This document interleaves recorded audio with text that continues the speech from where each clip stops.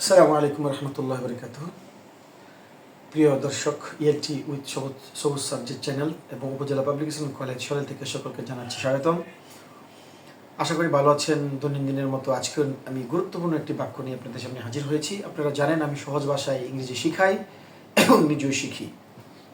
আমার পর্ব ছিল যে ইমিগ্রেশনে কী ধরনের ইংরেজি বলা যায়।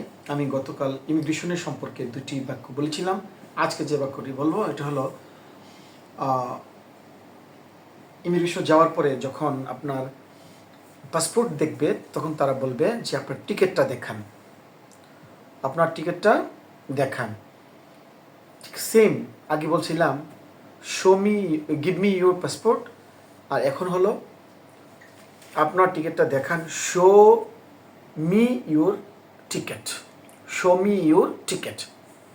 অনেক সময় এই শো মি ইউর টিকিটটাকে শো ইউর টিকিটও বলি, মিটা নাও বলে চলে, কারণ মি তো যে আমি বলেছি তো আমাকেই দেখানোর জন্য বলেছি, সেই জন্য তারা শো মির বদলে শো ইউর টিকিট এই কথাটাও বলে। তো প্রথমে যে কথাটা আমি বলবো আপনাদেরকে, এটা হলো আপনারা লিখবেন। আমি যে বাক্যটা বলি এটা লিখবেন, লিখে রাখবেন এবং সাথে সাথে মুখস্থ করবেন। এরপরে আমি ফরেন ভাষায়, মানে নেটিভ যারা বলে, আমেরিকান ইংল্যান্ডের লোক নেটিভ বলে, যারা ইংলিশ ভাষার কথা বলে তাদেরকে নেটিভ বলে। প্রত্যেক ভিডিওতে কিন্তু এই কথাটাই বলি।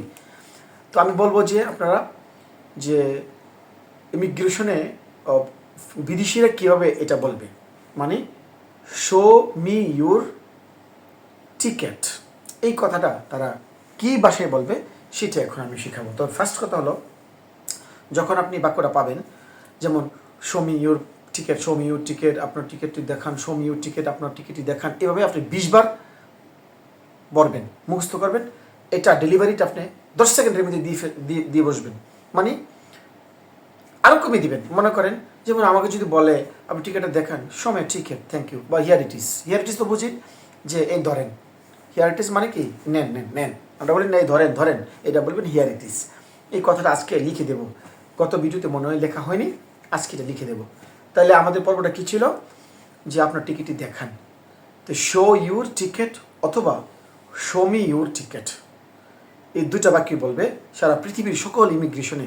এই দুটা বাক্য বলবে, শুধু ইমিগ্রেশন না, বোর্ডিংয়ে যদি টিকিটের কথা বলে এই কথাটি বলবে ইংলিশে।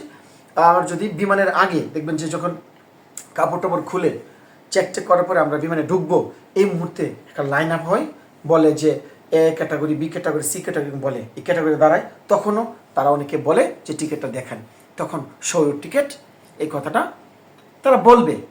তাহলে আমরা শো ইউর টিকিট, এটা নেটিভ ভাষা এরকমই, show your ticket, show your ticket. আমরা ট বলি, এরা টটাকে ঠ উচ্চারণ করবে, show your ticket, show your ticket অথবা show me your ticket, show me your ticket.